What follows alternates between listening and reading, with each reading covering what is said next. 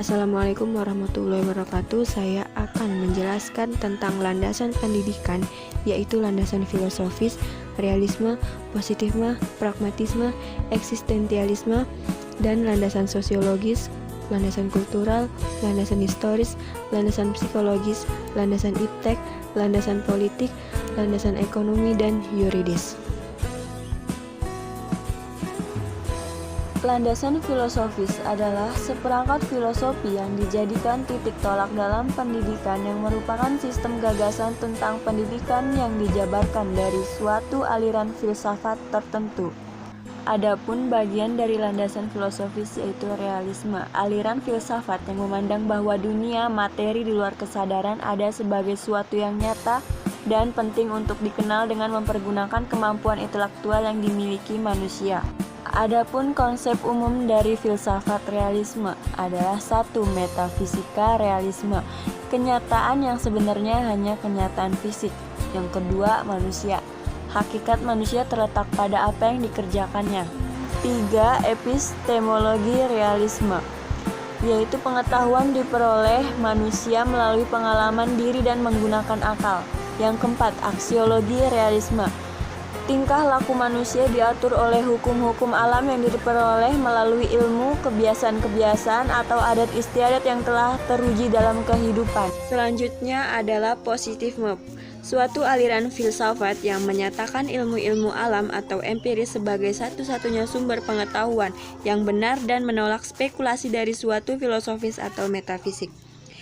Dapat pula dikatakan positifisme adalah aliran yang berpendirian bahwa filsafat itu hendaknya semata-mata mengenai dan berpangkal pada peristiwa positif. Selanjutnya adalah pragmatisme. Aliran ini berpandangan bahwa kriteria kebenaran sesuatu ialah apakah sesuatu itu memiliki kegunaan bagi kehidupan yang nyata. Aliran ini menerima segala sesuatu pengalaman pribadi yang bisa diterima sebagai kebenaran dan dasar tindakan. Selanjutnya ialah eksistensialisme. Eksistensi adalah eksis yang berasal dari bahasa Latin, ex yang berarti keluar dan sistere yang berarti berdiri. Jadi eksistensi adalah berdiri dengan keluar dari diri sendiri. Yang dimaksud adalah menempatkan cara wujud manusia sebagai tema sentral bahwa cara berada manusia dan benda lain tidaklah sama.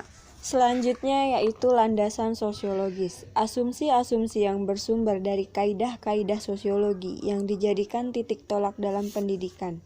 Kaidah-kaidah sosiologi tersebut menjelaskan bahwa manusia pada dasarnya termasuk makhluk individu, bermasyarakat, serta berbudaya.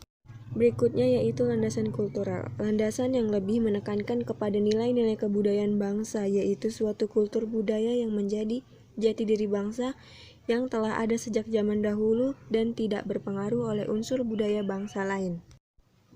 Landasan historis, landasan atau aspek yang ditinjau dari perjalanan sejarah sebuah bangsa dalam menciptakan dan atau mengembangkan sebuah kebijakan, paham, ideologi, atau hal. Landasan psikologis adalah suatu landasan dalam proses pendidikan yang membahas berbagai informasi tentang kehidupan manusia pada umumnya, gejala-gejala yang berkaitan dengan aspek pribadi manusia pada setiap tahapan perkembangan tertentu untuk mengenali dan menyikapi manusia sesuai dengan tahapan usia perkembangan yang bertujuan untuk memudahkan proses pendidikan.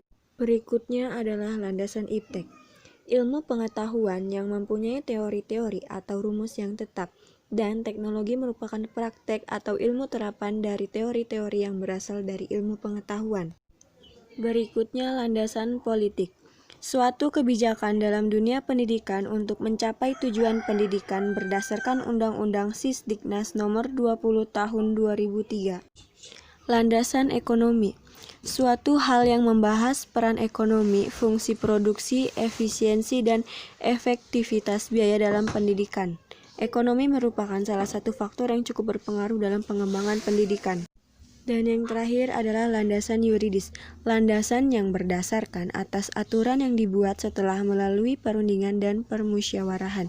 Landasan yuridis adalah penyelenggaraan pendidikan Pancasila yang didasarkan dalam perguruan tinggi yang didasarkan di ketentuan-ketentuan hukum yang berlaku di Indonesia. Mungkin cukup sekian yang dapat saya sampaikan atas penjelasan tersebut. Kurang dan janggalnya saya mohon maaf. Wassalamualaikum warahmatullahi wabarakatuh.